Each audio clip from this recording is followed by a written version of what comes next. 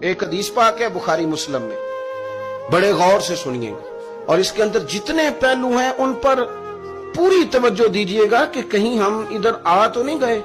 رسول پاک صلی اللہ علیہ وسلم نا ہمارے لیے سب سے بڑے حکیم ہیں، سب سے زیادہ حکمت حضور نے ہمیں بتلائی ہے کہ اس رستے چلو گے تو بچو گے، اس رستے جاؤ گے تو ہلاک ہو جاؤ گے۔ نبی کریم علیہ السلام نے فرمایا، بخاری مسلم ہے، فرمایا 7 ہلاک کرنے والی چیزوں سے بچنا، اگر ان میں تم چلے گئے تو ہلاک ہو جاؤ گے۔ 7 چیزیں ہیں جو تمہیں ہلاک کر دیں گے، برباد ہو جاؤ گے، تباہ ہو جاؤ گے، ہلاکت کا سفر ہے یہ، 7 چیزوں سے بچو۔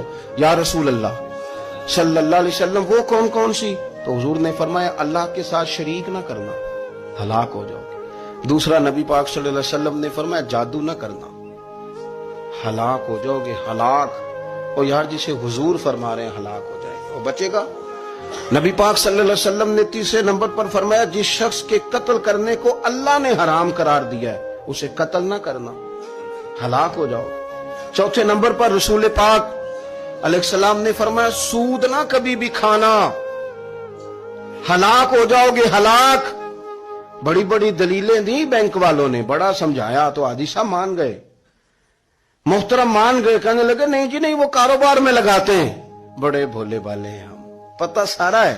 اور دیکھو سب کاموں کے باوجود مستقل بینکوں میں پیسے اس اکاؤنٹ میں رکھے ہوئے ہیں جہاں سے مستقل سود آتا ہے۔ حضور نے فرمایا نہ کرنا یہ کام۔ تو کہتا ہے میں سود پہ پیسے لے کے کاروبار چمکاؤں گا، تیرے نبی پاک نے تو فرمایا تو ہلاک ہو جائے گا۔ تو کہتا ہے میں مل لگاؤں گا، حضور نے تو فرمایا ہلاکت ہے۔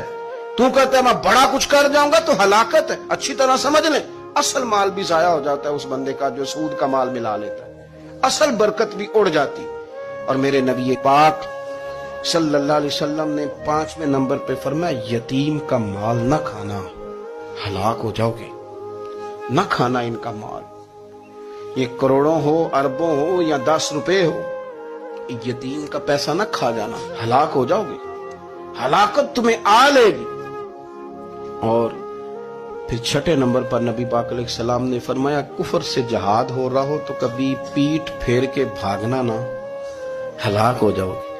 اور 7ویں نمبر پر اللہ کے رسول نے فرمایا بے قصور اور بے گناہ عورت پر تہمت نہ لگانا، بلا وجہ بہو کے کھاتے نہ کچھ ڈال دینا، بلا وجہ بھابھی اور بیوی اور کسی بھی خاتون پر کوئی الزام بے قصور عورت پر بہتان نہ لگانا۔ مار مار کے ایک شخص نے بحال کر دیا بیوی کو اور بعد میں پتا چلا کہ جی مجھے شاک ہے تویز کراتی ہے۔ کیا آپ کی سوچ ہے؟ مسلمان اللہ کو ماننے والا اور اس باتوں پر الزام لگائے گا تویز کرا کے لاتی؟